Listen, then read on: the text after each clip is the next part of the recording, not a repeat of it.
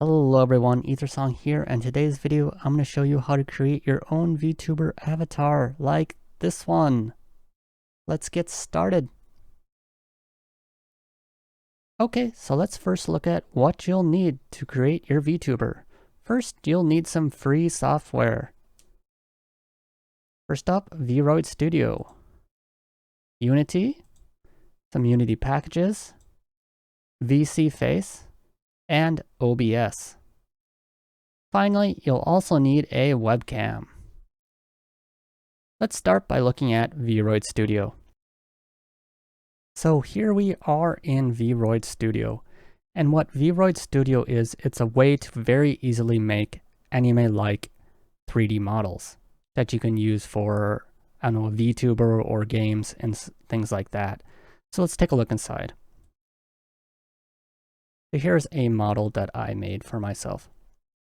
And when you get in here, you can see you have lots of options for face, hairstyle, body, outfit, everything. It's kind of like a character creation thing that you would like find in a game with lots of different options for what you want to do.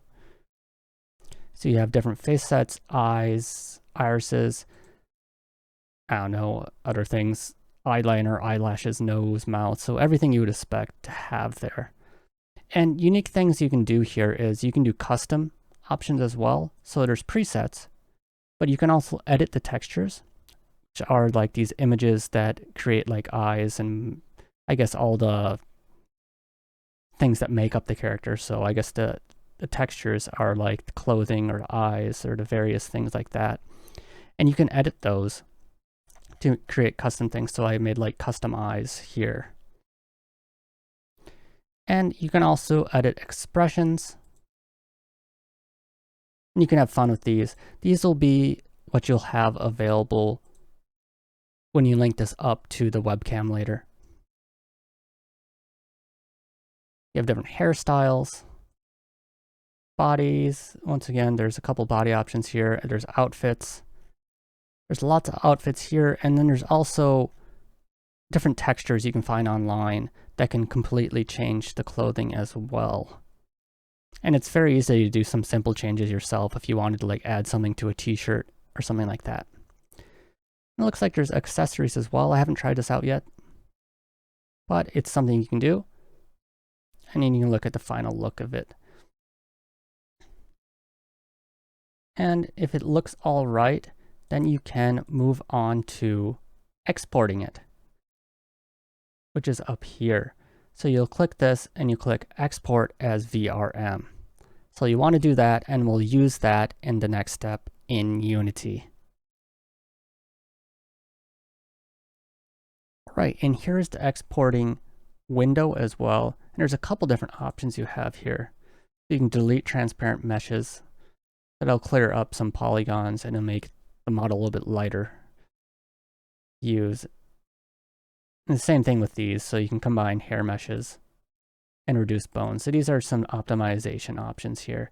And after you clicked what you liked, or you can just leave it as it is, you can export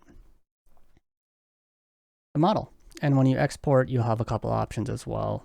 You can write the title of it, the creator, the version, and if you want to be able to share it, and what kinds of things that you'll allow your avatar to do.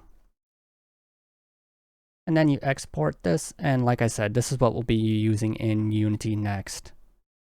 All right, so let's jump over to Unity. Okay, and here we are in Unity. One important thing to note is that the Unity version needs to be Unity 2019.4.16F1. This is the Unity version that we'll be using for the packages that are also required. And like I said at the beginning of the video, is that there will be two packages, UniVRM and VSF SDK. The links to these will also be in the video description. Once you downloaded those packages and you got your Unity version set up, you will need to import those packages.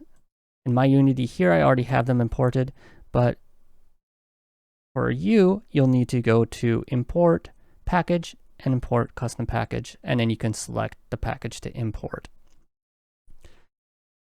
The UniVRM allows you to import VRM files, like the one you just exported from Vroid Studio.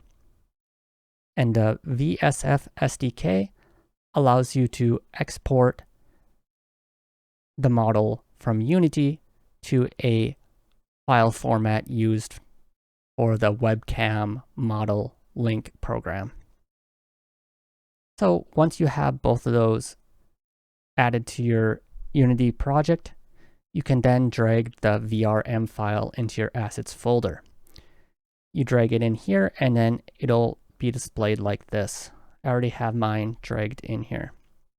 And then after that, you can drag this into the scene.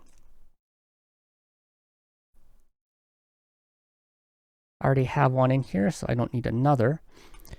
But you'll drag it into the scene, and from there you can export it. There are also ways to do further editing in Unity here to your model, but I will not be covering that in this video. If you want some more information, you can check out the VSeeFace website. So let's go to exporting this for the next step.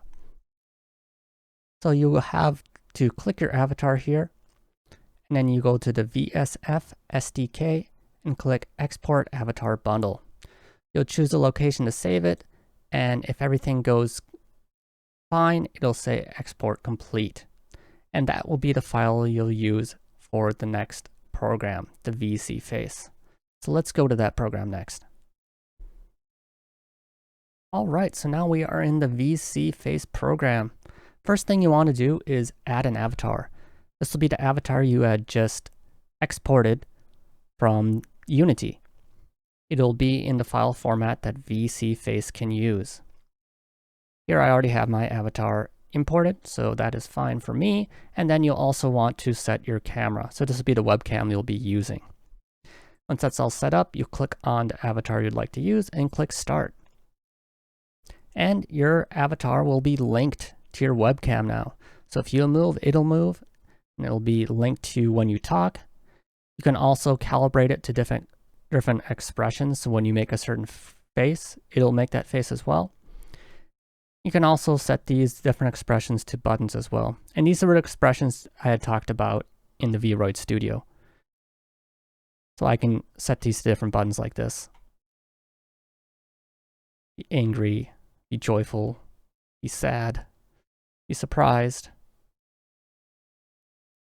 So things like that. And there's also a couple other settings like lighting and things like that you can take a look at.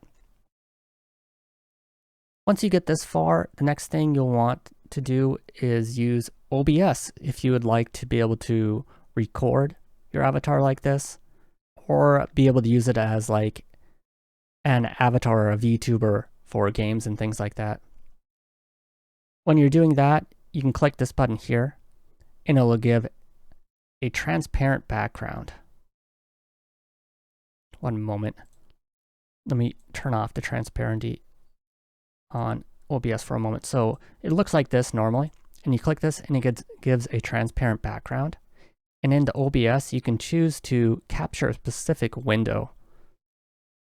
And when you're capturing a window, you can also allow transparency, and that totally takes out this back area here, which allows you to then use this avatar like this for games and whatever. So that will be everything for this tutorial. Tell me if there's anything that you didn't understand, and maybe I can give you some tips. Once again, thanks for watching, and I hope to see you next time. Bye!